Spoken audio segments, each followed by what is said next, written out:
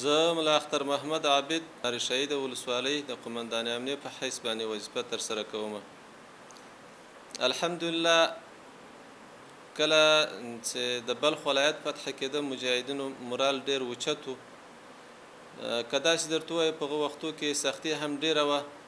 یوازې د بلخ مجاهدینو په خپل په لوړ عزم سره د بلخ ولایت فتح که د الله په نصرت سره.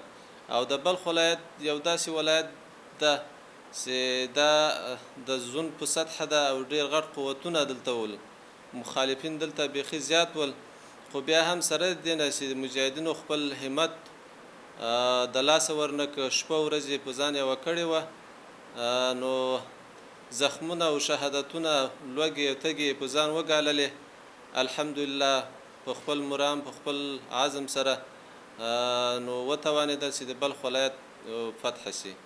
الحمدلله په هغه شپه چې بلخ ولایت فتح کېده د عام ولس خلکو استقبال مجاهدینو ته ډېر ښه استقبال د مجاهدینو وکړو. کله چې مجاهدین ښار ته داخلېدل زموږ د مشرانو لخوا او د والي صاحب محترم لخوا دا ټول ته هدایت شوی و او هر مجاهد ته وظیفه ورکړل شوې وه، جوینه مشخص شوي وو چې هر مجاهد چیرې ورسېږي نو هلته که چیرې که دولتي ادارې وي او که چیرې ملکي ادارې وي یا عام د خلکو جایدادونه وو مکمل د حفاظت لاندې راله.